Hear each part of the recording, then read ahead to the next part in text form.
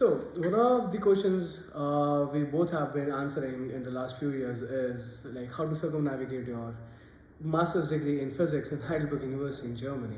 And after spending a lot of hours over the years with a lot of variety of students who have been coming or who were here already, we decided to maybe actually sit together and like record this session so that we can guide the upcoming cohort this semester to navigate their studies, and also as a reference material or as a reference video for others to decide like is Heidelberg a nice place for them or not, or like what to expect during their master's program in Heidelberg coming from different backgrounds.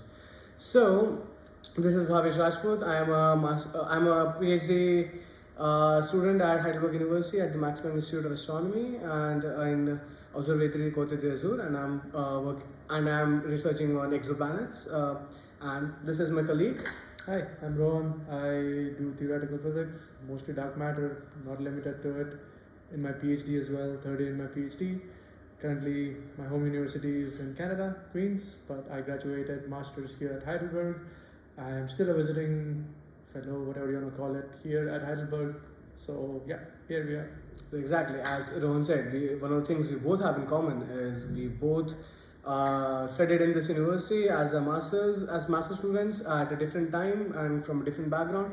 We both graduated this university successfully and both got PhD positions. So I think we are well qualified to answer these questions. So beginning the session with one of the questions which have been asked is like to explain or like, how the Heidelberg curriculum actually works out. So diving a bit deep into this, I think it's better we give them a base, like how Heidelberg's curriculum is different from other universities, in the other German universities actually, and like what are the requirement courses and what are the non-requirement courses, and how that defines the whole curriculum and this course selection as usual. So would you like to take ahead or should I? I can do a little bit. Okay. I can join in. Perfect. Basically, it's been 3 years for me. It's 3 or 4. But yeah, basically, you have core courses you have to think about. Mm-hmm. So you can choose your core courses from, I guess, 10 courses right now, or 11, including the MI/AL boom that's happening right now.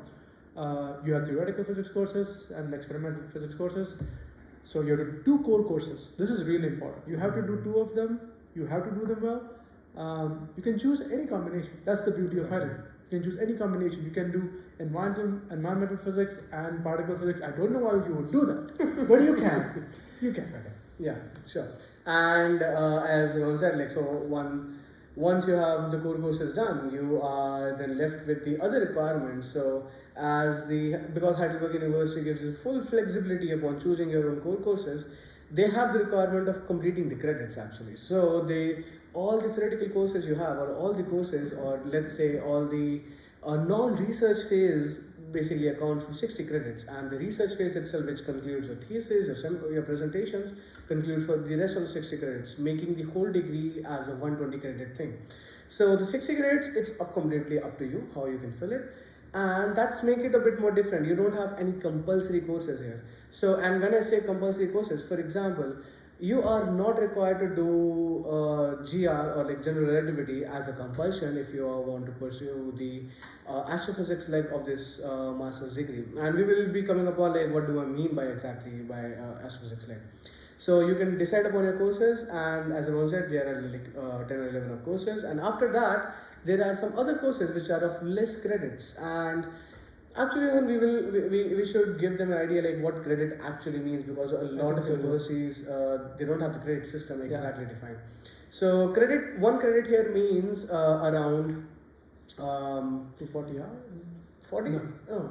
240 is a complete course from what I remember. Exactly. I think it was like 8 hours or something. Yeah, exactly. One credit is in 8 hours. Exactly. So one credit accounts for 8 hours Per week. Per week? Yeah. I guess so. One exactly. credit is 8 hours per week, Exactly. which includes lectures, tutorials, self-study, and assignments. Exactly. And one of the things which I realized like after coming here was that I was putting a lot of efforts into the courses without realizing, okay, maybe they might not need that much required of effort. Of course, you can deep dive into any topic at this point of your life. You can spend hours and hours of studying just a very niche topic, which might not be that much important for the course itself. So the credits also defines like how much amount of hours you should actually invest in the course, in doing your tutorials, doing your self-study sessions, and etc. So an 8-hour course, which is the core, an 8-credit course, which is the core course, is like you are investing 8 credits of your semester, and that's why you have 2 lectures in the week, 1.5 hours lectures in the week, and then you have like one tutorial session, and the rest of the time which has been left is the time you should ideally invest exactly doing studying for the exams, solving tutorials, etc. Similarly, there are courses which are like 6-credit courses, and again Heidelberg has a whole lot of variety which can be found upon the module handbook, as can be easily accessible on the University of Heidelberg's website. And the handbook has like various amount of courses in various subfields, as Rohan said, like for example in particle physics and theoretical physics. AI boom is also happening, so there are like a lot of machine learning courses as a specialization course which account for 6 credits. And after that you are left with seminars or like research seminars, where you are supposed to present a journal as a part of his journal club. You will be assigned a paper, you will attend the seminars, you will present a paper in the presentation, and you will hand off a report. And again, it's completely up to you. One of the things is like you might be wondering like how are we getting graded here? So only your core courses and your seminars are officially the things which are graded actually. So that makes core courses a bit more important. It's like you want to score well in the core courses, because those will be the stuff which will be going up on a transcript and creating the whole grade or contributing towards the whole grade. So the core courses, 2 core courses are the main elements of your grading scheme. For example, one research seminar, and there is this oral exam which happens on, it's up to us like when we have to decide like when to give it, but the oral exam is I think, Rohan, why don't you take up the oral exam? Before getting that, maybe 1 or 2 small points we could add in is something like I forgot once again. That's fine. So you mentioned that your grade is really important for the core courses, right? It's what, 8 credits, 2 core courses, 16 credits of core courses. Cool. That's one of the most important grade, and then there's the oral exam as we'll come to it. But could you remind what is the grading scheme here? I think so. The core courses gives you grades from out of 4, where 4 again it's a Germany grading system where 4 is the bad grade and 1 is the best grade you can have. So you will be given grades from 1 to 4, and usually the way it's given is 1, 1.3, 1.7, 2, 2.3, 2.7, and so on. So 1 to 1.5 is considered like really premium. 1.5 to 2.5, 3 is considered decent or good. 3 to 4 is like, you did it, you passed, you're fine, and below 4 you failed. We will be throwing these numbers out of our head, but any guess what would be an average for a core course? That's actually a very good question. Maybe we don't know. That's fine. I mean, the thing is, it's definitely not a 1. Okay, definitely. It's not the 1, and expecting to achieve 1 is, I think, overburning yourself for the whole semester itself or the upcoming semesters. It's an ambitious goal. It's a very ambitious goal. Well, getting a 1 in both the core courses is an ambitious goal. One of them get a 1, the other one early 2s. It's a good. I think I had something similar. But I think that's a good aim to go for. But so okay. Let's not digress too much, maybe. What are we talking about? Talking about the oral exam, Okay, so the oral exam is something that is kind of very unique to Heidelberg, because I've talked to people in Munich, Göttingen, Bonn, Aachen. They don't have this kind of a thing. And some people hate it, some people love it.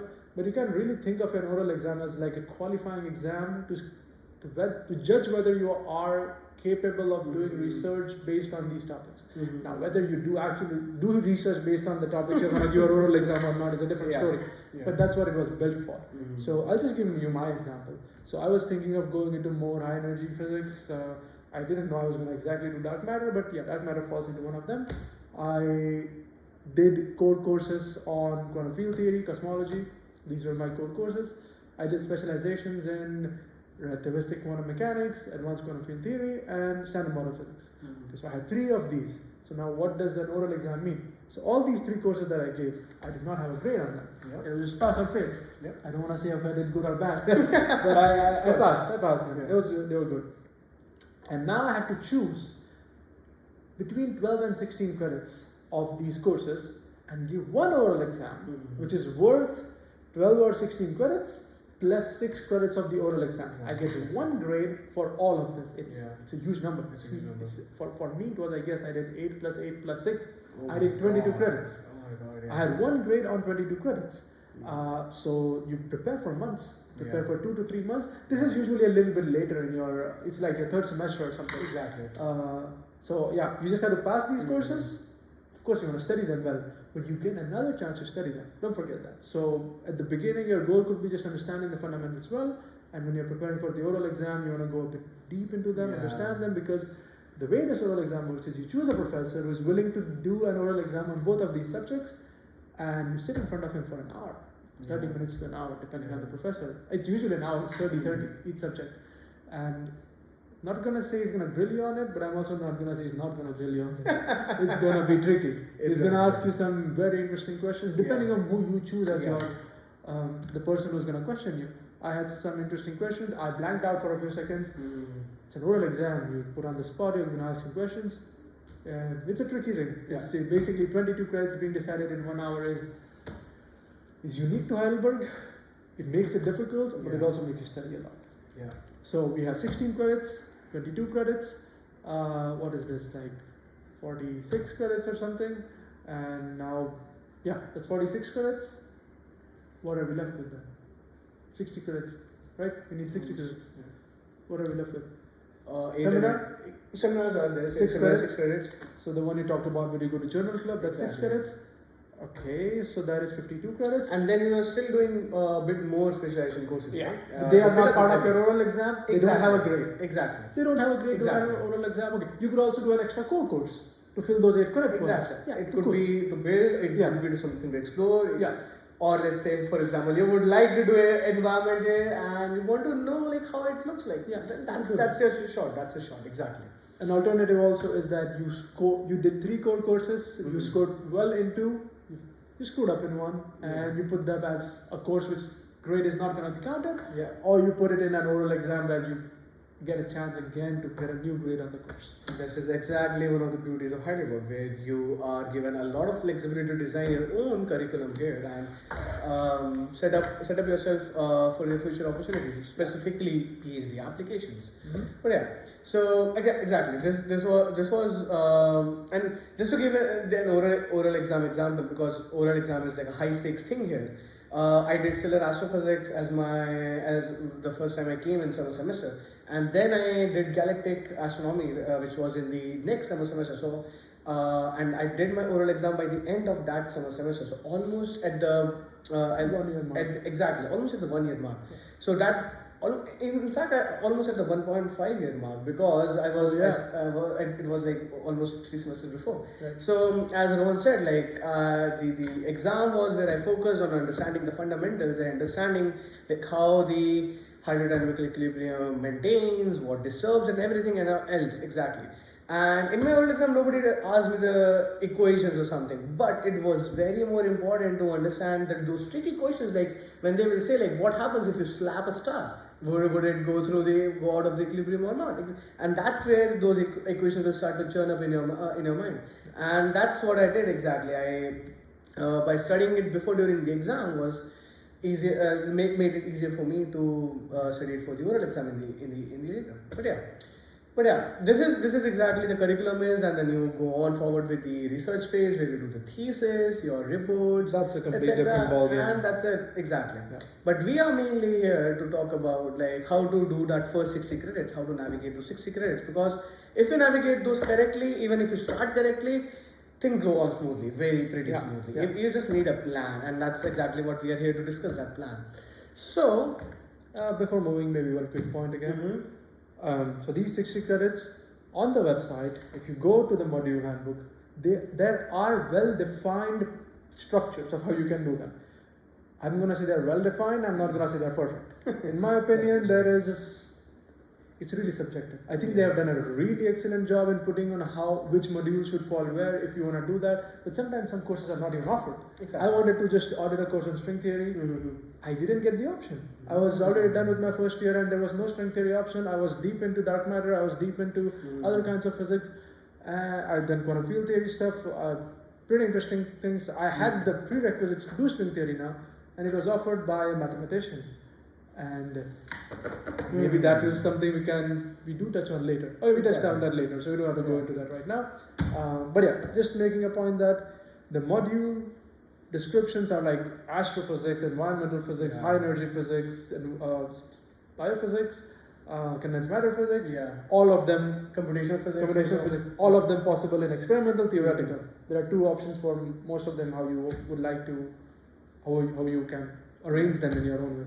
So you come here, you look at that, and you basically need to choose one of them in your head maybe, but I'm getting ahead of myself. We're gonna come to that. I mean, yeah, exactly. I mean, again, this is another beauty of Heidelberg, that's why this is, they give you a master's in physics instead of master's in astrophysics. So if they would have given that, then I would have been only restricted to astrophysics courses. I would not have been able to do the computational physics courses. And computational physics courses were important for my astrophysics journey, definitely. Or they would be for particle physics journey when you would be simulating stuff.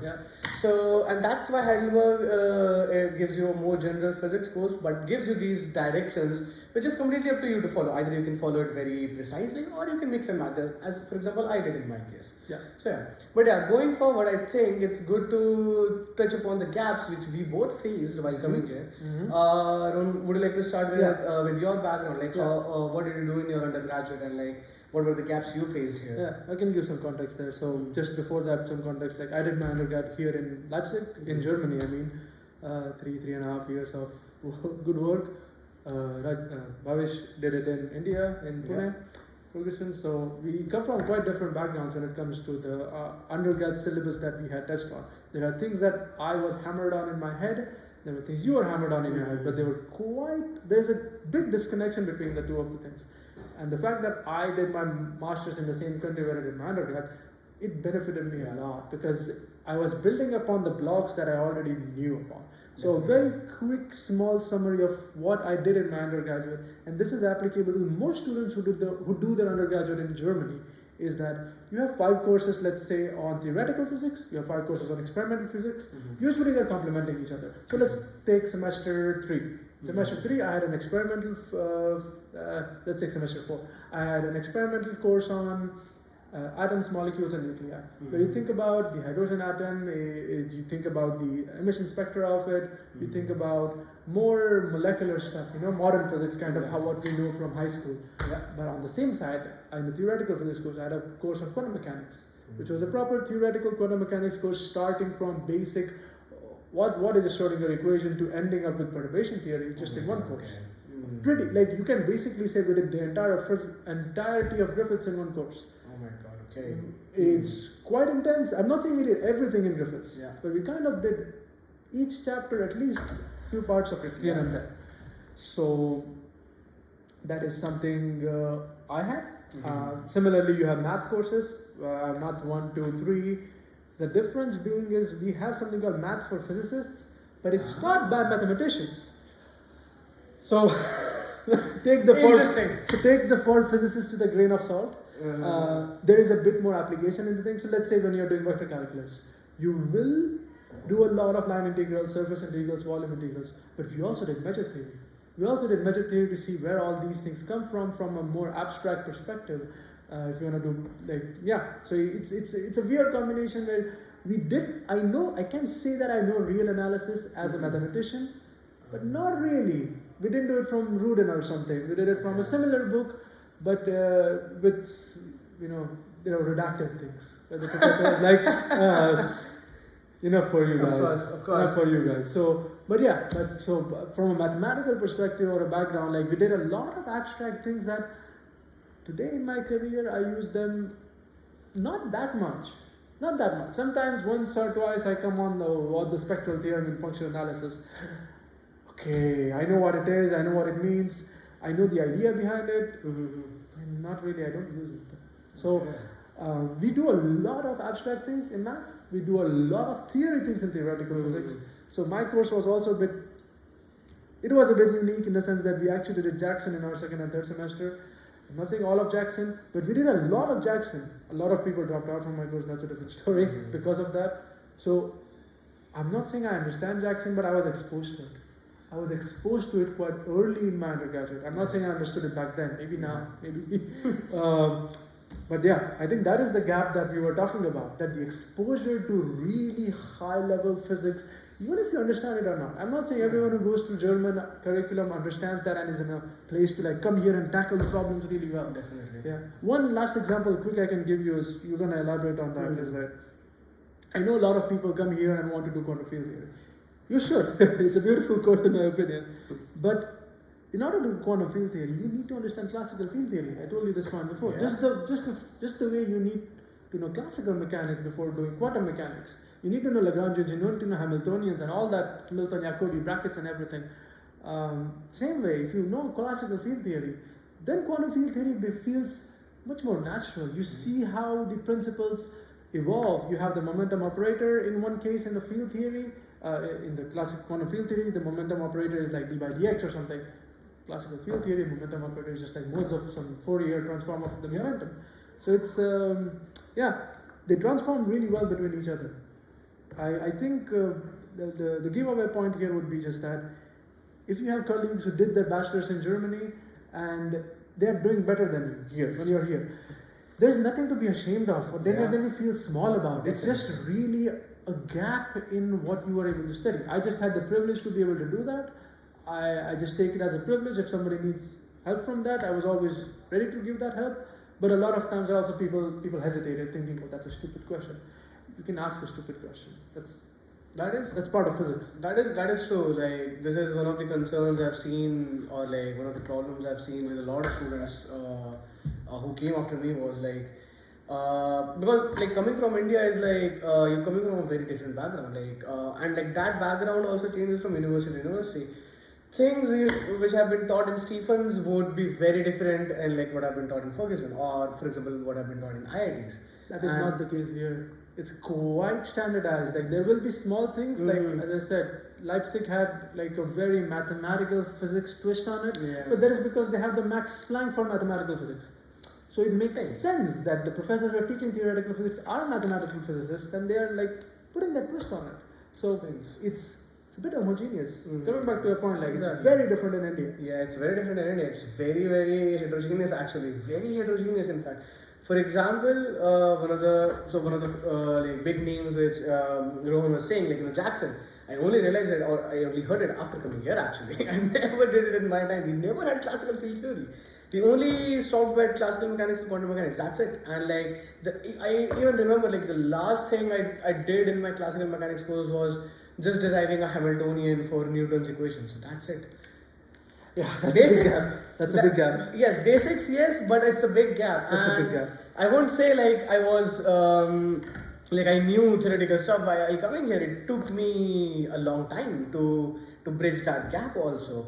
But knowing that you have that gap is, I think, much more important. And that's the thing, like if you're, let's say, coming from India, or if you're coming from some different countries, it's more important to understand like what is being taught here. And as Rohan said, like it's very standardized, which means you can just pick any university's curriculum, bachelor's curriculum, see what are the physics courses and what are the mathematics courses are being covered, just go through the chapters they are doing, and that's it. For example, we had real analysis by Apostle. I hated that book. I hated that book through my core, and I only realized the beauty of that book and everything when I actually sat for my exam for multivariable calculus and studying Khan Academy, and then Khan Academy said, oh, and then I was like, oh, I know these symbols from somewhere, and like I was shit, okay, interesting. So yeah, but that's the thing, like, but I got to know, and one of the things which I did before coming here was like understanding like what is the level of courses which have been taught here. Like classical mechanics taught in my university would be different with, for example, what has been taught in Stephens, and definitely different from what I've been taught here. Yeah. So is it Worth it to cram everything up before coming here, which would be like, let's say, 3 months of time? No. Is it useful to at least know what you would be facing? Definitely, yes. Yeah. I won't say at all that waste all of your time just cramming up the subjects which you won't even realize, and like, messing up your travel itinerary, or like missing spending time with the family, because you have to also realize that you would be going back to your family at least after 6 months or after your semester ends. That could be that could be an experience which is very different on a personal level to with different people. Yeah. So there could be some bare minimum you could do though, in my opinion. Take your time with family, take some time off. If you're just jumping after a bachelor's straight to a master's, you're just waiting for a burnout. Especially if you're coming from India here, you will be spending time catching up a lot. Yep. You need to refresh the battery. See, the problem is there's a gap. That doesn't mean what you do in India is easy. Yep. It's still hard. Yep. Just the thing is, the emphasis on what you're doing is quite different at times. Like I remember I did 1 year in India, there was a big emphasis on nanotechnology. I never heard nanotechnology. I never did nanotechnology since I'm in India. That's not a big deal here. It's considered a subsection of condensed matter physics. I may know things about it because, again, theory. But still, So trying to bridge the gap completely is more or less impossible. But there is some basics you need to be able to do, in my opinion, and what you need to be able to do also depends on what you plan to do when you come here. If you want to be an astrophysicist like him, you have to have a different set of foundation that you really want to know. Yeah. If you want to be a theoretical physicist like me, there's a different set of foundation. So do you have something you could say for people, let's say, who want to go into observational astronomy, more experimental observational astronomy, that is your expertise. Theoretical astrophysics, maybe we can meet in the middle. I also do dark matter, so I could, come in a little bit. But do you have something? Because I think a majority of Indians coming here do come from astronomy. Because Heidelberg is one of the base of astronomy on the face of this planet. That is true. So, do you have anything? Definitely. And just to give a bit more background so that like people won't realize that I am coming from a very good astronomy background. Actually, I never did there was this one astronomy course in my whole bachelor's, and I don't even remember like half of that course not even half, like even 1/4 of that course. Or you can say like that 1/4 of the course was the stuff which was easily rememberable, like all the facts, like spectral types and classifications and stuff. And yes, I was into astronomy in the sense like I did like a lot of there was an astronomy club in my college, so I did like taking part of a lot of activities there, presented courses and stuff. But it's very different when you're coming to study astronomy as a research subject here. So I never had like a proper astronomy background, and one of the things which actually helped me here, which is I think specifically to Heidelberg, I mean there are like versions of this specific course in other universities in Germany or like in all over Europe, and maybe it might be available for other specific fields also, like condensed matter or like quantum, is introductory courses. And Heidelberg has this very beautiful introduction to astronomy and astrophysics course, which is usually given like just before the semester starts. And there is the concept comes of block courses in Europe, where you have like one semester worth of material being taught to you in just 2 weeks. It's like it starts from 8 a.m. in the morning and goes till almost at the lunchtime, and then you do the lunch and then you come back for the tutorials. It's quite something. It's like a summer school. But it's quite thrilling also, to be honest. And that introductory course actually gave me a really good base. I had no experience in, for example, solving hydrodynamical equations for stellar. I did that for the first time in that introductory course. I did amazingly well in my stellar astrophysics course. I had no problem in understanding or bridging the gap. Or you can say I actually took that course to bridge that gap so that I can deal with the stellar astrophysics course, or like the mathematics is the stellar astrophysics and theoretical astrophysics brought upon me later towards in the semesters. So that was one other thing, and there would have been reference books like book by Bhavesh Basu, and like you can also go on a take a deep dive into, for example, mathematical physics, because if you're dealing theoretical astrophysics, that's something which you do, because you will be mainly focusing upon like the the application of those theorems. Like yes, I did study Green's theorem, but applying it into a field was a very different thing. Like it was maybe not intuitive to me at the first go. So that was something. One of the things which I did face was having no idea of tensor calculus at all. Yeah, that's a common. Yeah. That's a common thing though. You don't do tensors in India that much. Exactly. The tensors in India is usually being taught as a course in their first year of masters in physics, which is just common or which is standard in India. Yeah. A lot of students who have this essence for or you have the passion for theoretical, they do tensor out of curiosity also. They have all the good books, for example, do the tensor dealing of the fields and all the phenomena. People like me I love theoretical but not that much. I love observational more. We are a bit afraid of, for example, vectors or not now with the vectors, but at least definitely from tensors. And one of the things was so the course which was given to me during my time, or the professor who took that course did have 1 week dedicated to tensors and had a tutorial. That's pretty nice. And I understood the notion and everything. But one of the things which I did not able to understand was visualizing the tensors in my mind and applying those tensors, everything, those same theories which I have already studied before as a part of my other courses, but as vectors. Taking them to a higher dimension or generalizing them with the tensors was a different thing, and that I think. In the whole course, that was the hardest part for me. Bringing up the maths, understanding the tensors, and doing. Physics was pretty simple. Physics I could easily imagine, but doing it mathematically was a different challenge in itself. And that was something which I'm still not confident, to be honest. I did the courses, I'm still not confident. I still feel like maybe I can do better. But that's still the case. I'm a first year PG student. That doesn't mean there's a lot to learn. There's a lot to learn. There's definitely a lot to learn. Always. Exactly.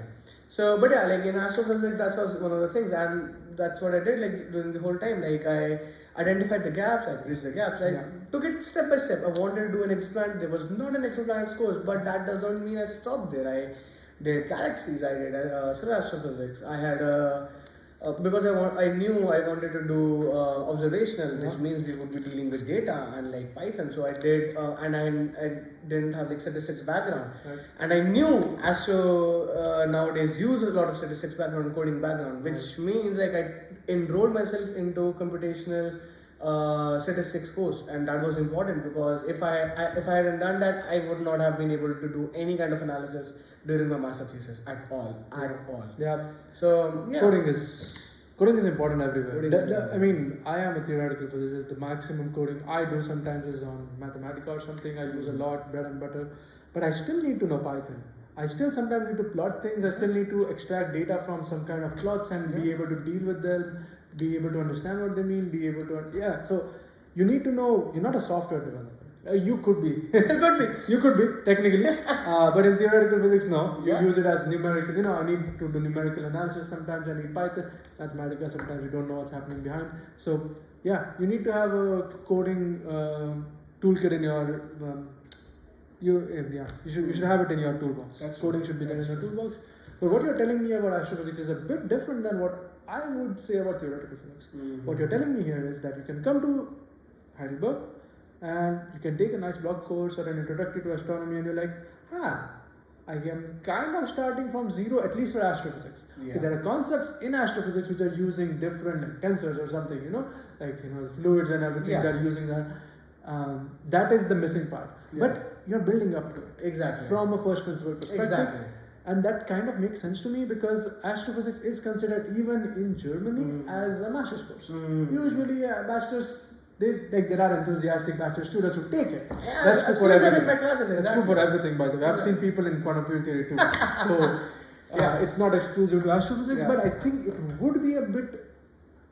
would be more attractive. A lot of people, astrophysics is an attractive subject for obvious reasons. So I can imagine a lot of undergraduates be like, hey, I want to do some astrophysics. Cool. But this is not true for theoretical physics. If you come from India, and as you told me, the maximum, I don't know if you told me on camera or not on camera, but you told me the maximum you did was Hamilton's equations, and you just told me a few minutes ago. That's not going to be enough. There are no bridging courses here to help you guide your hand. I remember I told you this recently too, it's quantum field theory course when we were taking, the professor just comes in and he's like, okay, you have the Hamiltonian here for this field, it's p squared over 2m. We do a minimal coupling, the p goes to p minus ea, qa, whatever you want to call it. And someone raised their hand, and it was COVID, so on Zoom, someone raised their hand, and they're like, hey, professor, how did you just do that? The professor's like, yeah, so you're going from non-coupling to electromagnetic field, you're now coupling to electromagnetic field, you're putting in the vector potential here. These are all details, but it's like, you do this, hence P equals P minus QA. And the guy was still stumped. The professor takes a minute and is like, if you don't know this, you shouldn't be here. Oh my god, yeah. I don't think he was being mean. But He really was like, this is something we do in third semester in undergraduate, at least I did. Or fourth or fifth in Heidelberg, let's say. Mine was an accelerated course, as I said. Doesn't help always having an accelerated course. I'm not bragging about it. It was a nightmare at times. But yeah, so there are going to be concepts where the professors are going to assume you know in your first introduction course. You may take introduction to quantum field theory. I'm taking quantum field theory as an example because that is the first real theoretical physics course you'll be taking in your life coming from India. That sounds like a nightmare to me because I did 5 semesters of theoretical physics before that. Right? I did classical mechanics 1, I did classical mechanics 2, I did electrodynamics and classical field theory, I did quantum mechanics, and I did theoretical statistical mechanics. I did 5 courses on theoretical physics. So I know what is the idea behind a theoretical physics course and how is an electrodynamics course different than electricity and magnetism. They sound the same. They are not. They're absolutely not. They're completely different. They're completely different approach. Just a small idea, like why are they different? In electricity and magnetism, you're going to think about, okay, we have electricity, we have magnetism, what can we do with it? Electrodynamics, you're like, why we have electricity and magnetism? You're answering completely different questions. That is true. You're dealing with gauge theories here, you're dealing with circuits here. Both difficult.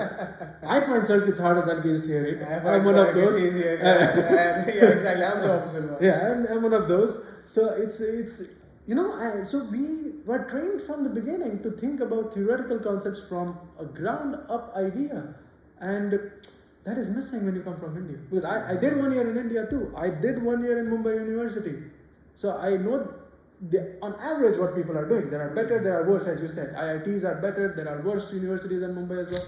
But on an average, I know what they do. And it's a nightmare if you come straight from India to do a theoretical physics course here. So maybe the point there is, if you are trying to come here for theoretical physics, you will have to prepare a bit more. And this is, again, at the risk of repeating myself, this has nothing to do with whether theoretical physics is harder than one than the other.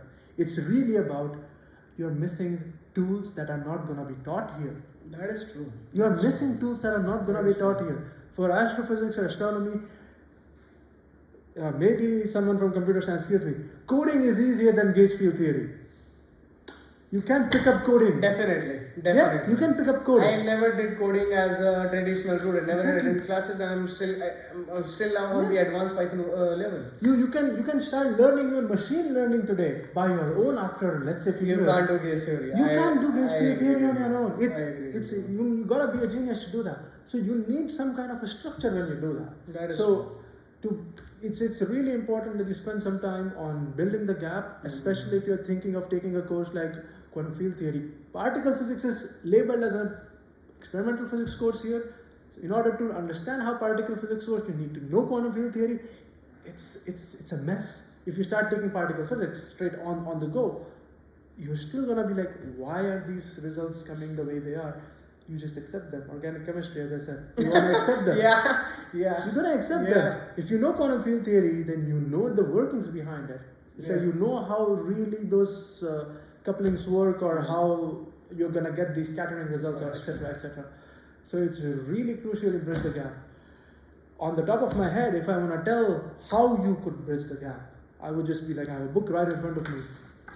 It's free advertising. I love the guy. It's David Tong. It's David Tong, Quantum Mechanics. You gotta know this book.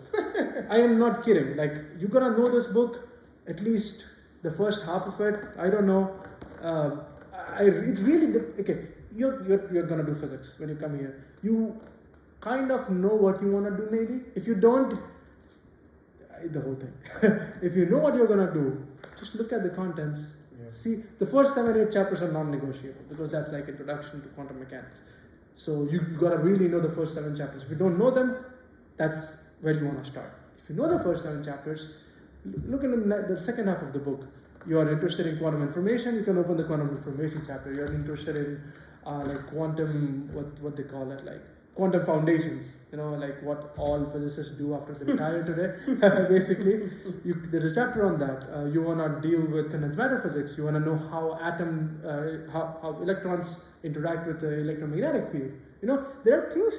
There's a theme. You can think in what you want to do. There's a proper theme. You want to do astrophysics. You want to do theoretical astrophysics. Surprise, surprise. Stars also have a really big quantum aspect. Okay, you're not working with solids and liquids anymore. You're working with plasmas and phonon modes and all kinds of business there. Yeah, exactly. And at some point, some high questions are going to come. I mean, but you are completely true. Like at some point, when they said like yes, PP chain is only being possible in sun is because of quantum tunneling, and I'm only accepting that as a fact right now. Yeah. I just know PP chain happens because of tunneling. I have. Okay, my professor might have told me why. But yeah, exactly. I don't remember now, and like that's usually the case. But that's the other fact. Like I maybe not need to know why it happens. Yeah. I just need to know what's actually happening, and that's in the sense like okay, the PP chain goes on in the sun or like in a main sequence stars. I don't need to know why or like how. Maybe. Yeah, maybe. Yeah. I mean, exactly. If you are doing very pure theoretical star astrophysics, then you definitely need to know because this thing changes from different stars to stars. So completely understandable. Yeah. But like for me, my case, with more of an observer's perspective, you don't need to know that. Exactly. And same goes for general relativity. Yeah. Yes, I need to know what are the implications of general relativity are. Exactly. But I don't need to know geodesics. No. I don't need to know how to solve the field equations there. Yeah. But I do definitely need to know what field equations are, like, or else there's no point of being in the masters here. And that I completely agree with you. Like, you need to know maybe at least the basic cosmological model that exists. You need to know if you're talking about galaxy formation. You need to know, at this redshift, galaxies are formed.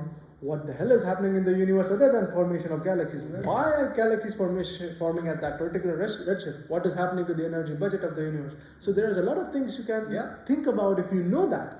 But if you don't know that, you can also accept a lot of things at face value and be like, here's known. Like I always say a lot of people, there are a million integrals I use. They have a table. It's called the integral table. Today it's called Mathematica. Oh my God, yes. I don't sit down and integrate things anymore. Definitely. And even if there is a table, I sometimes just numerically integrate it. Because I just want to see how it looks like. Exactly, using SimPy, that's what we use in Python for numerical So integration. there are results from math you take willy-nilly and you don't think about them and you just slap them on. What is the surface of the n-dimensional hypersphere? You need to do this to derive the ideal gas law, from the statistical mechanics. Oh yes. Yeah. Oh, now I remember. Yes. But do I need to derive the surface area of an n-dimensional hypersphere? If you are someone who likes these kind of fun problems, go for it. But if you are someone who's like, it makes sense. It's r cubed in 3-dimensional space. It's gonna r to the d. There's gonna be some prefactors with some prefactors, as you know what I mean. K. So you don't have to do that. But the basic bridging that you can do for your knowledge is, again, David Tong. Not just quantum mechanics, you can pick up you don't have to pick up the book. That's the beauty, you can just go on his website. I really, really, really say David Tong for theoretical physics because I use them even today in my research.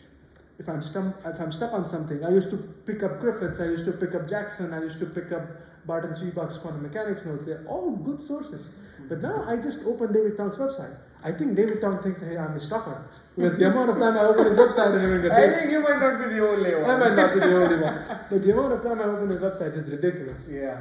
I have all of his notes annotated, scribbled on. I still do them. So pick up David Tong and you will understand, just fill in your gaps.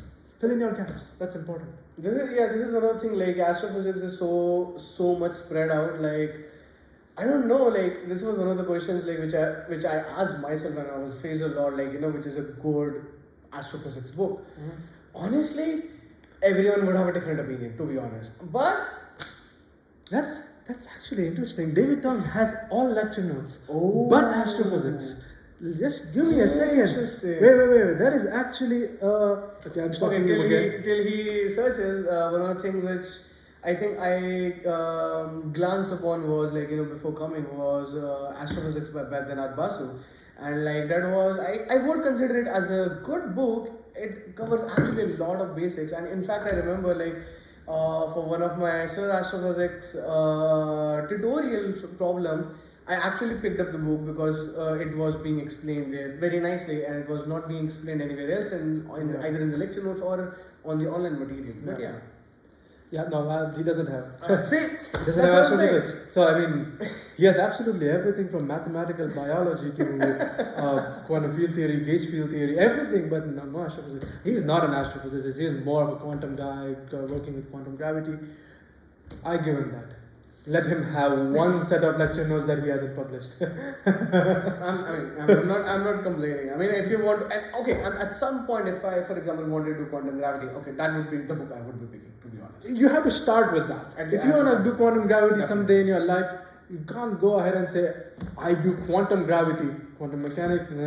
It's built on that. Exactly. You gotta know it. Exactly. So that's where you're gonna start. It really doesn't matter. So the reason I bought this and not like a statistical mechanics or a classical mechanics book is because most of the people you're gonna come here, I assume you know your classical mechanics a bit better than your quantum mechanics. Not true in my case, but that's a different story. You will be doing, let's say, theoretical physics. What can you do? You can do condensed matter physics, you can do high energy physics, you can do biophysics, theoretical biophysics, let's say, and you could do nuclear physics. Yeah, let's put 4 or 5 of these.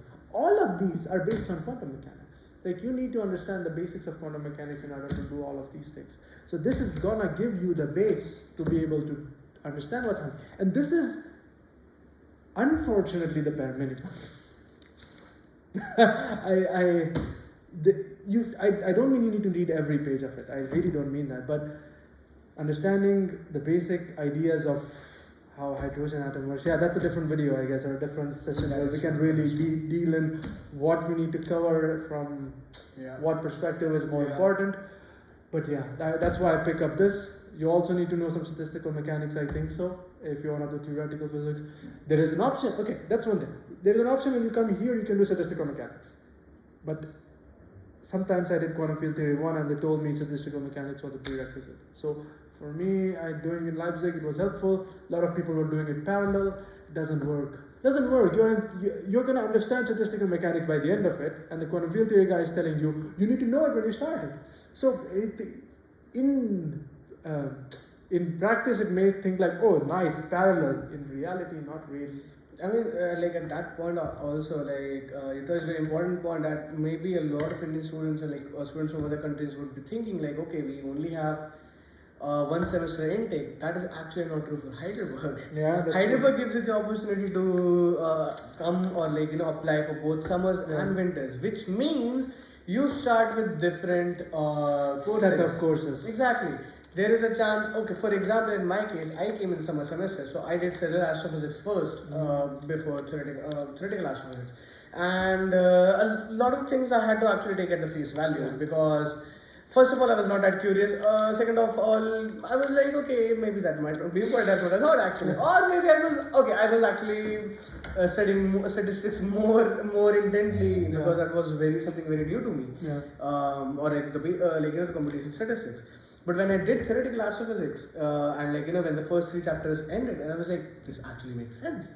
Why this equation exists, this actually makes sense. It was after you did one course on using those equations. That's true. You had to take the face value for that. That is true. And this is something like I think which all the students should keep in mind that, okay, again, here both me and Rohan have improvised their way while studying.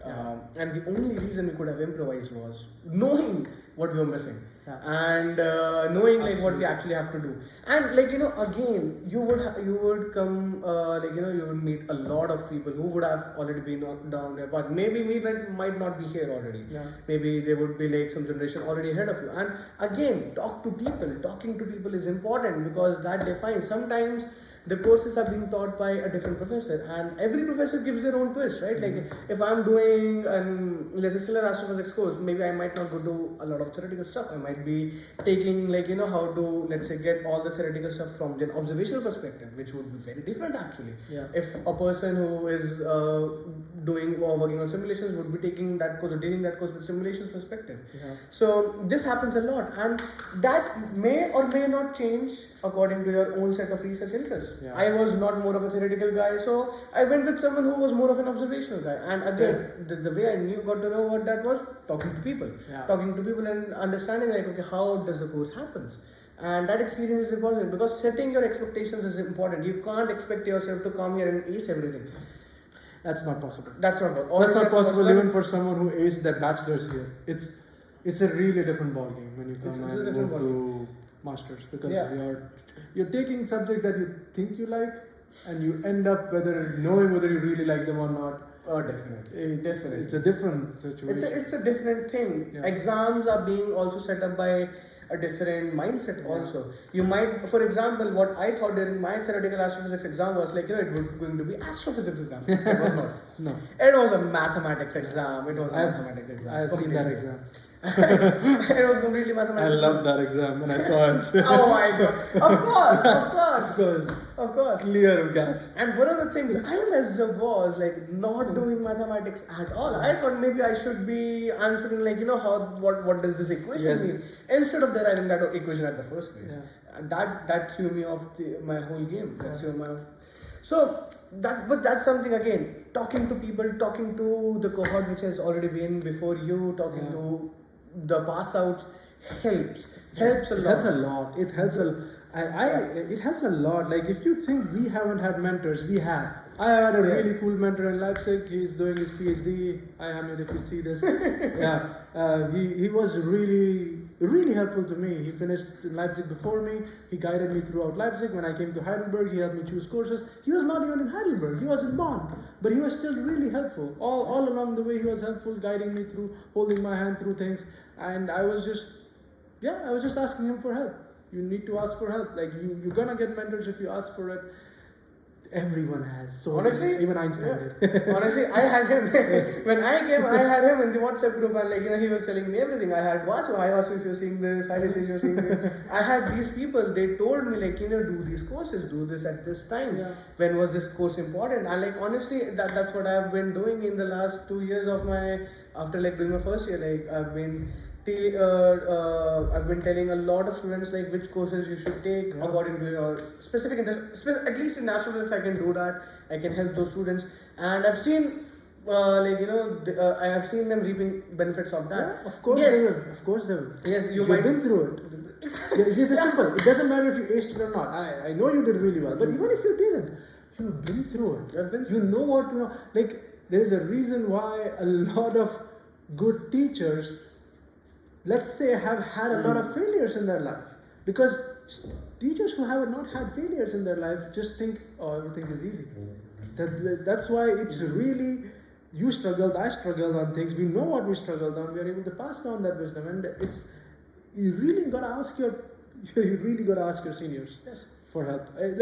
You don't want to ask them where I should eat my food in the Mensa, because even they have limited time. They're doing their own thing. They have their own life. They're doing physics. They might be doing some other social. You never know what's happening for them. But if you go and ask them, hey, you know what? You're doing this. I find that cool. Can you tell me a little bit more about it? Physics people will never stop talking about it. That is so true. Yeah. You just want to approach with the perspective that, tell me what you're doing. Help me get there. Most of the guys will be helpful because they will leave their work and do that. Seriously, I do that all the time. Exactly. Same, I do as well. It's like, but if you go them and ask them, hey, you got to ask something completely different. You come and ask me how to do something in a lab. There's a famous quote by one of my co-supervisors, they don't let us touch a button, and that's what they're good. So don't ask me how to play with lasers. I'll probably burn the planet. Don't do that. But I could maybe guide you to a person I'll be I know a friend who works in lasers. Go and talk to him. Yeah. I can give you the basic idea. Maybe, of course, I know how lasers work. It's a theoretician. So it's a bit different than how an actual laser works. I can align the lasers. That's okay. Exactly. You can come to me. see. So you gotta ask the right people, right things. Yeah. If you wanna do something really deep in theoretical experimental physics and you know what exactly you wanna do, you can come and ask us or someone else. We can tell you the right person is. Like if experimental particle physics, let's say. Both of us don't do that. I know particle physics, I can tell you the idea, but you gotta ask the right people. And there are people who did experimental particle physics. There is WhatsApp, there is Reddit, there's so many things. You can just ask that. But you gotta ask for help. Anywhere you can, you gotta ask for help, that's important. If you find the right, if you don't like the help from one person, just move on to the next person. Like, okay, the person might be annoyed that we give you time. We have done that before, but it's okay, we can understand. Yeah. Yeah. I think one of the last things, like following up on that topic, is like, what actually not to do here. Yeah. And I think that's really important. You can do a lot of stuff, but I think the more important thing is what exactly not to do here. And I think couldn't agree more. I think one of the things one of the things which I've been telling a lot of students who have been like here, or like who have been coming here or like starting the first semester is like, don't run towards credits. Don't chase the credits. That's the absolute. Tattoo on my forehead.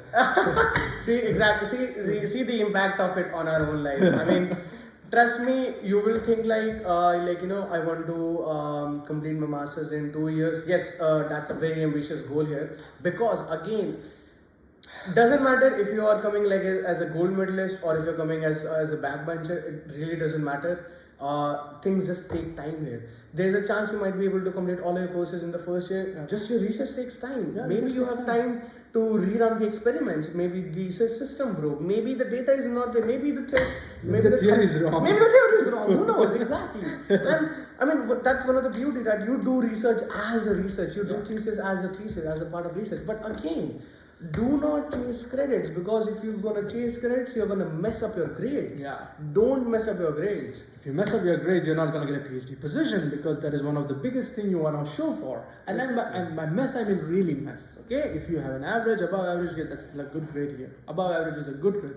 Mess up means really mess. It's gonna be hard to judge you for a PhD positions, because you're not gonna be applying for PhD positions once you're done with your thesis. Once you're done with your thesis, you have something to show for. Look, I made this baby. Cool. Yeah. It's something I worked on. Maybe you get a paper out of it. Maybe you don't. That's a different story. But the thing that you're going to apply PhD positions on is your grade at the beginning. And sometimes even with the stellar grade, you're still not going to get PhD positions. Even with a stellar grade and a stellar research, you're still not going to get a PhD position. So with a bad grade and a decent research, the chances that you get a good PhD position are very low. You really want to focus on maximizing the grade. I can't emphasize this more. Like, don't maximize it at the cost of not understanding stuff, because that is not how things work in physics, and it's not even possible. I think, by the way, I don't think it's not possible here. No, it's not possible here. You're gonna mess up your oral exam. Yeah, you're gonna mess up your oral exam. So that's not gonna be possible. Like somehow you mugged up the previous. Exam. I mean, it's a good idea to know of the previous exam. That's always a good strategy. Preparing for an exam is a different thing than just studying. That's true. So you wanna study the entire semester and prepare for an exam in the last 2 weeks. But that's two different things. What people do is study in the last 2 weeks thinking this is preparation for exam. That's not how it works. You're going to have weekly assignments on every problem. We didn't touch this, but yeah, you're going to have weekly assignments for every subject you take. Let's say you take 3 subjects. Let's take my example in this case. I had cosmology, I had quantum field theory, and I had relativistic quantum mechanics in my first semester. I was smart enough to just take 3 courses. And I graduated in 2 years. So it's possible. I took 8 plus 8 plus 6, 22 credits, not 30. Recommended is 30. I did 22 credits in my first semester, did well on all 3 subjects, but I had to hand in an assignment every week for quantum field theory, for cosmology, and for relativistic quantum mechanics. Yeah. One assignment every week. Quantum field theory calculations can go 10 pages. My God. Okay, I can't even imagine. But for example, if you're doing coding assignments can go for days. It's not just working. I know, exactly. AI is here now. I did before AI. Actually, this is actually a nice topic. This is one of the things which I have been seeing in a lot of emails which have been sent to me. A lot of people who are doing. If you're relying on ChatGPT to do your coding, to do your theoretical calculations, to even use it to understand a topic, you're not going to survive here. Not gonna survive just off of it. Yeah, It can be an aid. It's an aid. it's like Mathematica. Yeah, it's an aid. It's literally an aid. Knowing Mathematica didn't help me in my theoretical astrophysics exam. Yeah. You should remember that. Yeah. And like that's exactly what I'm saying. Like it can be used. It has its own set of perks. Yeah. But what the best way to assess that is if you are learning anything basics, Yeah. don't use AI. Trust me, don't use AI. Because you won't even realize AI is giving you wrong stuff. It will give you 90%. You gotta pick up a book and read. Exactly. I really mean that. Trust me, traditional methods work the best. And I mean, because the thing is, like, it will be giving you 95% of the time right answer. The 5% when it actually matters, it's gonna give you wrong answer. You won't be able to realize that. It's gonna mess up. It's gonna mess up your code, which will just push you out for weeks and weeks, even for months. You won't be able to have any understanding why your system is not working, why you are not being able to make progress, or why you are thinking this concept was wrong. So that is something just a bit more tangent, but yes, trust me, guys, AI is not gonna help you if you're learning basics. Pick a book. Literally pick a I book. can give you 3 base cases where it's helpful actually. 3 base cases which helps helpful. One is grammar. Okay, you should know how to write an essay. Yeah. First thing, you should know how to write an essay. I can't emphasize enough on it, but you can help to polish it. Of course, you sometimes don't know where a semicolon goes. That's fine. Second case is you're reading a book. Pick this book up. I'll pick up a random page here. Let's see. Do I get something I like? Computing the Einstein coefficients for a laser. Cool. You're reading this. You're like, okay. You give whatever LLM you're using. You give it some context. You give it exact context. Like this is what I'm trying to do. This is an equation I'm trying to work out on. Can you explain me where this term comes from? That's not bad. Don't assume it's correct. That is still true. Don't assume it's correct. But it can give you a direction to think about. You can tell it, oh, what is the physical meaning of this bracket here? Like this kind of expectation value I'm getting here. What is the meaning of this particular expectation value? Maybe the book has glanced over it and doesn't gone into detail. Maybe you didn't understand it. You could jump straight to AI. Alternative is pick up another book. That's how I did my entire education. Even now, I pick up another book. But I do find myself sometimes as a slave of the AI, right? Like, okay, tell me. The third case is a very interesting case I use for my own, including sometimes when I'm doing research. I use it as a rubber duck. Do you know the concept of rubber ducking? I use it as a rubber duck. I throw shit at it. I just tell it, hey, this is what I'm trying to do, blah, blah, blah. It gives me something. I know it's wrong.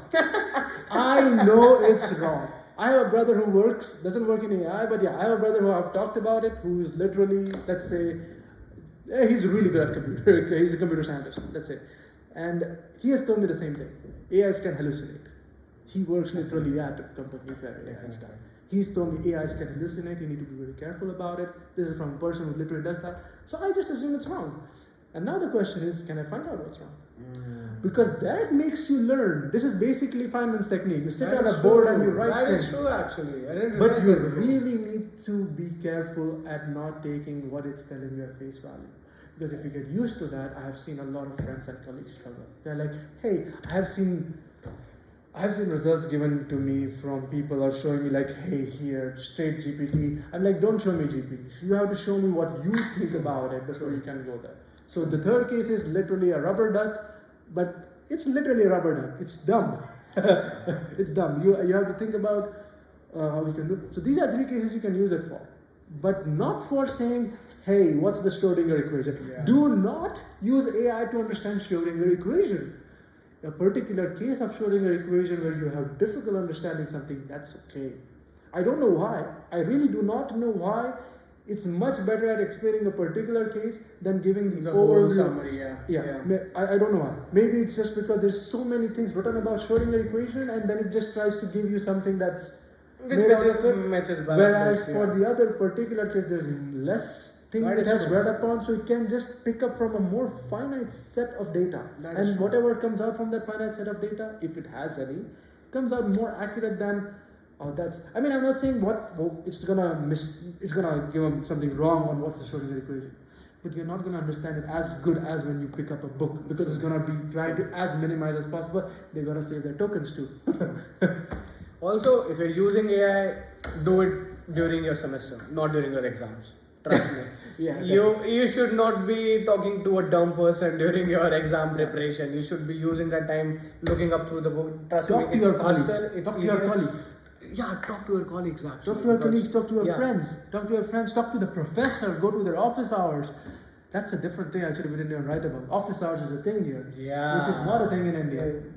I mean, I used to still make it out of something out of Yeah, it, but but you're true. It's not an official thing. Yeah. Office hours are an official thing here. Office hours mean you have like some slot by a professor. For example, for another professor, it would be set by 2 p.m. to 4 p.m. And that is the time you can actually go to the professor and talk about him, anything from the course, anything or like any guidance or something. Yeah. And that is you almost every professor here does that, and that's what I used to do a lot. Like either it Use would that be time. either it would be like for my course discussion or something I needed guidance upon, or something like I read this theory, I read this paper, I don't actually understand about this paper. What are your views about it? That also is that actually also helped me a lot building a good connection, building a good relationship with my professor, which again helped me with my PhD application, because again they knew what to write about me. Yeah, that's true. I mean, no shade on any place else, but you are literally going to be taught things by a world's expert on those things here. That is true. So if you are taking a course on something that has been taught by the world's expert,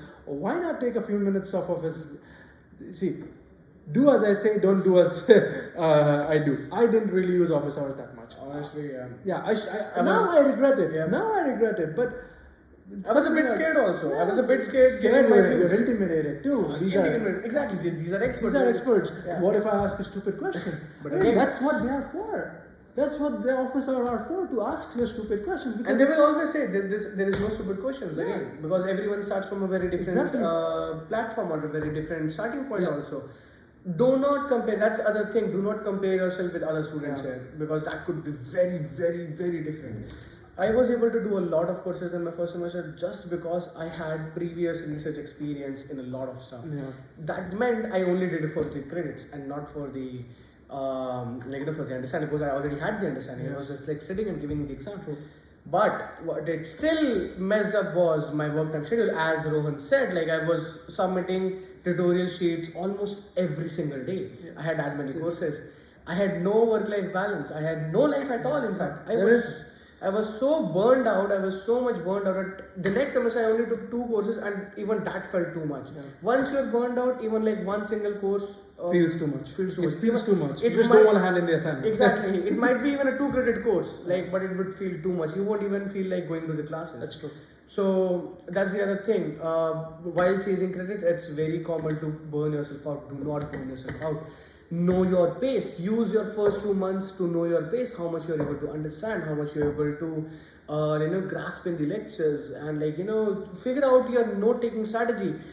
I'm Yeah. still using my notes honestly in all part of my research, and one of the things which I made was, even if I was not able to understand right in my lecture, was taking my notes. Everyone has their own strategy. For me, it was taking the notes. I use my notes, used to go and study them again later on for the tutorials, and helped me a lot. And I still have those notes, and I know every single part of those notes. If I have any problem, I won't go to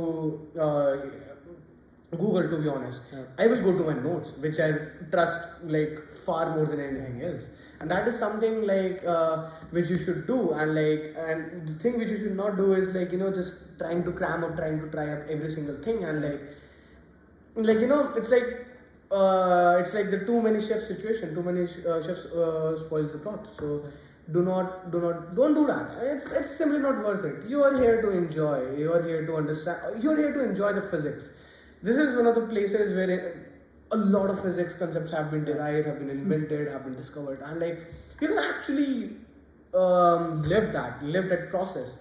One of the things which I regret was not living that process. I missed that opportunity. I feel like I missed that opportunity. Maybe there might be an opportunity during my first years of PhD, but I still feel like I had better chance understanding using that exactly as a master student, and that's what you should be doing. Other thing I think is which a lot of students, irrespective of coming from India, doing jobs during your courses. I mean, the situation varies a lot, and honestly, we only have respect to the people who do the jobs and the course at exactly, the same time. and still ace them. Yeah. It's a different task at all. Every job requires different set of requirements. Sometimes the jobs with the professors would be less Ideal. taxing. And that'll be ideal too. They You will know, be you ideal get also. it could be something as simple as, you know, you're helping a professor typesetting a set of lecture notes. Maybe hopefully the typesetting is, you know, something you like to. Yeah. It teaches you LaTeX. It's gonna benefit you. You're gonna type. Right. It's donkey work maybe, but you're gonna learn on the go. So it's maybe a part time, like a mini job, 9 hours a week. You're not gonna if it's typing, you maybe do 9 hours a week. Still a lot. Still a lot. Still a lot. If you're teaching, you have had teaching experience before somewhere. It's unlikely that you get teaching there for a semester. I did GR in Leipzig. I was able to do that here. So in India, let's say you're from an IIT or something, you have done GR maybe. Then you might may be able to be eligible to teach. I worked in observatory, so I was able to do Astrolab. Exactly, as you my were able tutor. to. Yeah. So you will that's always a good job. Teaching physics is always good. Just look at Feynman. it's a classic example. Or for example, sitting in the library, just like like just sitting there, checking the students' bags and everything. Ideal job, I guess. You can still do your work, still do your courses, Exactly. take care of this. But there's the other aspect that you think, okay, maybe I can do this delivery job, or maybe I can, for example, work in Burger King. I mean, it's fun. I am not saying it's not fun. Being a chef there, it's fun. It's like a game, you know. Like it also gives you some like time off. Like, you know, you would be thinking about something else after your after a very hectic day on the courses. But also, it's still physically exhausting. It's exhausting. It's exhausting. It takes a lot of your hours off of the day. You come home tired. It's grind, repeat without any rest in the middle. It's a classic. It's classic recipe for a burnout. Yeah. It's classic recipe for a burnout, or if not burnout, ending up with bad grades or something. There are jobs you can do. So we are not saying don't do jobs. But we're just saying there is a set of jobs. Before that, you're also, I think a lot of people might not know this, but winter depression exists. Yeah. Trust me, it hits hard.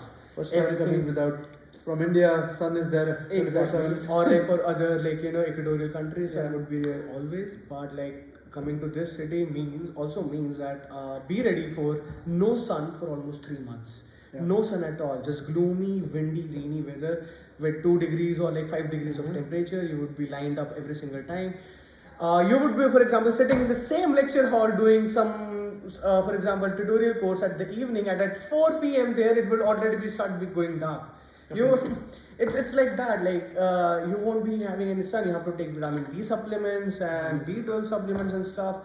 And a lot of students do not take that into account. You will feel depressed, and the only thing would be because you're not getting enough vitamin D, and they don't just take the supplements. That's it. But like pair it with a core course and with a hectic job. That's a classical recipe for it. Yeah, that's difficult. Yeah, I forgot. In fact, even worse things actually than burnout. Yeah. I forgot about winter depression. I stayed in Canada. Oh yes. So it's been. I've been out of India for a long time. But yeah, it's a fair point. He's been here more recently than I have, so definitely he can bring up these points where I have just forgotten about them. I struggled them with too, but 2015 or 16. Fair. That's a big point I completely missed out on. Yeah. There's, again, do not underestimate any of the struggles here. Things come up actually. You might not like the food, and if you're not a good cook, you might need to learn cooking actually. And No, you have to learn cooking. Okay, you have to learn cooking. I was being generous. He was being very modest about it. You have to learn cooking. If you're coming from India, you gotta know your basic dals, you gotta know your basic chola, you gotta know at least how to cook rice. Nobody's asking you to make chapatis right now. You will eventually learn how to make parathas and stuff. But yeah, you need to know the basic things. Then you should be able to whip up a meal. If you are someone who eats egg is quick. This is like basic advice, but you need to know this. Every second YouTube video is gonna tell you when you are moving a plot. Learn how to cook. So you're not gonna get. This is gonna help. Trust me. This is gonna help during your studies, during your winter depression. You might not be able to like the food here. Trust me. And the warm food concept here is also pretty rare. It's not same as the equatorial countries also. So keep that in mind. So all of these is again a classical recipe for going towards a burnout. And what we want to emphasize is don't do that. Just don't do that. Take your time. Pamper yourself. You are coming here, assuming, let's say if you want to be a researcher here, if you want to go to academics, you're coming here to be a researcher. That also means that you will be doing research for your whole life. which also means that as you will grow up, you're gonna start a family maybe at one day, and you're gonna need to learn to balance your life with your work. Your work is not your life. Your life is not your work. I don't know. I don't care about how ambitious you are, how stuff you are. It's just not practical to be honest. Movies are a different thing. Real life is a different thing. Trust me. And learning and like masters is the perfect platform to do that. Experiment with yourself. Try to make that balance. Try to learn the European culture, and that's again one of the things you're coming for Europe, or one of the things you actually write in your SOP is you're coming to learn the culture here. And if you're not doing that, what's the point? So people like your cohort here, your European cohort here would be very different. They would be a guitar playerist in a band and still acing the exams and still taking time off for everything else. They would be a state or national champion and still would be doing cutting edge research and taking out papers. And they know work-life balance. They know work-life balance. It's as simple as that. They know work-life balance. The 1 or 2 points to put on what can you do in your life. Okay, what you know what you're gonna do. So I've been here long enough. I would just say, have a good social life. Have friends. Have friends outside of physics. Yeah. Go to different mixers about everything where you can communicate with people from and Heidelberg provides a lot of those events actually in the beginning. They have a lot of events. Go to those. That's one thing you can do. If you are into sports, one option would be to go to the Unisport and do things like that. The other option is actually just join a Sportverein. I do that by myself. You go join a Sportverein. Like Sportverein is? Sportverein is I'm that German now. Yeah. Sportverein is a sports club. Exactly. Sports club. Exactly. So you like football, you're in Germany. You like tennis, table tennis, badminton. What are the more clubs? Swimming, volleyball, swimming. Heidelberg even has a cricket club. Actually, it has a cricket team. You can even join cricket here. Join these. You'll have. I train 6 times a week. That's stupid. But you can at least go a few times a week. 2 to 3 times a week. I know a lot of my friends who go for badminton. Indians are big on badminton. We grew up playing on the streets. There's a lot of Southeast Asians here. Germany is not that big on badminton, but Southeast Asia is. So combining those two together, you will find badminton. Germany is big on tennis and table tennis. You can find both of these clubs. I know a very good table tennis club in Heidelberg. I also know someone who plays there.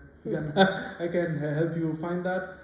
You can even join a gym also. There are also cheap but gyms. I'm talking about the social aspect. I mean, you can make a social aspect. If you are like an outgoing person, then you can also make. And sometimes the gym might be very close to your house. Then let's say the sports club, and you feel like okay.